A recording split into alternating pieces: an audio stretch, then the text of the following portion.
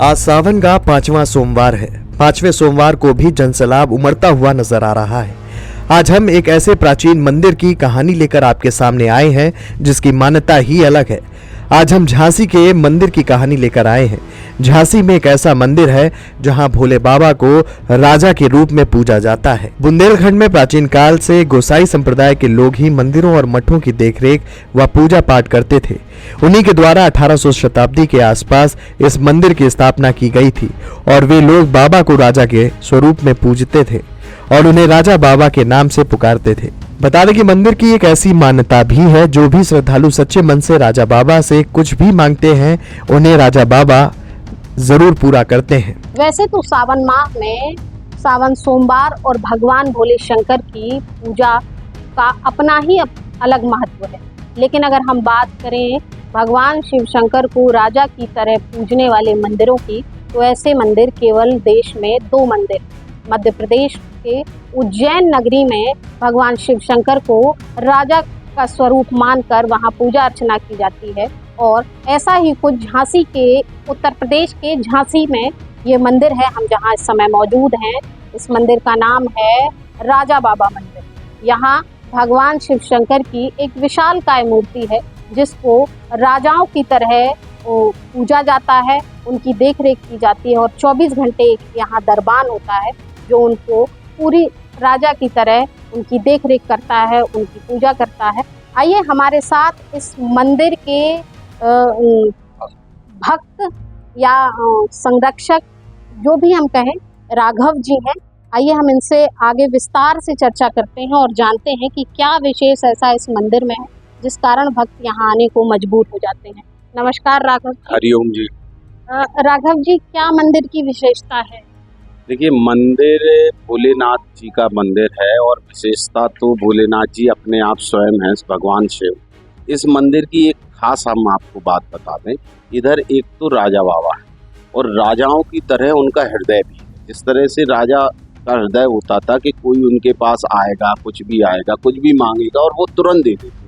तो इस मंदिर की ये खासियत है हमारे राजा बाबा की कि आप इनसे मांग के देखिए और मांगने के बाद में अगर आपने सच्चे हृदय से मांगा है तो आपको 41 दिन के अंदर आपको वो चीज़ मिलेगी और हर हालत में मिलेगी। इसके प्रमाण हैं और कई तरह के लोग हमारे झांसी के ऐसे लोग हैं जो कुछ भी नहीं थे, आज बहुत ऊंचाइयों पर है और जिनको असाध्य बीमारियां थी, इधर पे 41 दिन आके उन्होंने एक लोटा जल चढ़ाया और उनका जल लिया तो वो असाध्य बीमारियां भी खत्म हो गई। ये इधर की मान्यता है क्योंकि राजा बाबा का हृदय बहुत हमारे फूटा है और वो सबको सब देते। इस मंदिर की एक खासियत और बता दूं मैं कि इस मंदिर में हमारे जो राजा बाबा बैठे हैं, इनके यहाँ पूरा दरबार सुबह से लेकर रात के 10 बजे तक खुला रहता है इस दरबार को, और दरबार के अंदर कोई भी जाके पूजा करे, किसी भी तरह की कोई ऊंच नीच अमीर गरीब का कोई भेद नहीं है उन राजा के सामने। कोई प्रोटोकॉल नहीं है, किसी भी तरीके का प्रोटोकॉल नहीं है। आप कभी भी आइए, सुबह 4 बजे से रात के 10 बजे तक कभी भी आप पूजा करिए, कोई प्रोटोकॉल नहीं है हमारे। राघव जी, आम तौर पर देखा जाता है कि भगवान को भगवान मानकर ही पूजा जाता है, लेकिन ऐसा क्या कारण है यहाँ शिव शंकर को राजा मान के पूजा जाता है? जी, बहुत अच्छा सवाल है आपका। ये मैं आपको बता दूं, मैंने अभी पहले भी बोला है कि राजा का जो हृदय होता है कि सबको देना।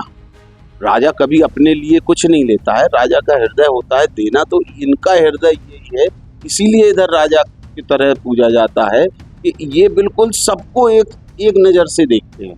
जैसे राजा होते हैं वो सबको एक नज़र से देखते हैं, उनके लिए कोई ऊंच नीच गरीब अमीर बीमार या किसी भी तरह का कुछ वो नहीं होता। एक नज़र से ये देखते हैं और एक नज़र से एक हाथ से सबको देते हैं, इसीलिए इनको राजा की तरफ पूजा जाता है। अगर हम बात इस मंदिर के इतिहास की करें तो क्या है इतिहास, कैसे यहाँ स्थापना हुई, कैसे यहाँ आगे विशालकाय? ये आपको मैं बताऊं, ये 18वीं सदी का मंदिर है और बुंदेलखंड के अंदर गोसाइयों का जितने भी मंदिर बने हुए हैं गोसाइयों द्वारा बनाए।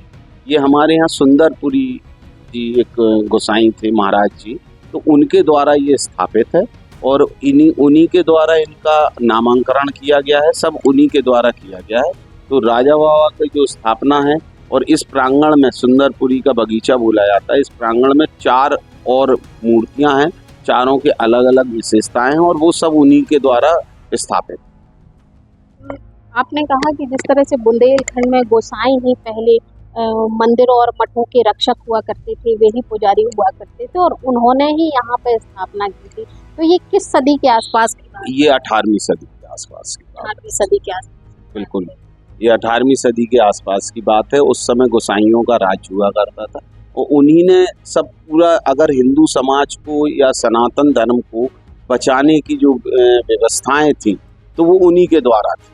पूरे गोसाइयों ने जो सनातन धर्म का प्रसार किया है और प्रचार किया है और उनका संरक्षण किया है तो गोसाइयों द्वारा किया है, उसी के तहत ये मंदिर बनाए। मान्यता के अनुसार सुंदरीपुरी के बाग में विराजमान राजा बाबा महाकालेश्वर, महामृत्युंजय सरकार और हजारिया महादेव भक्तों की सभी मनोकामनाएं पूरी करते हैं।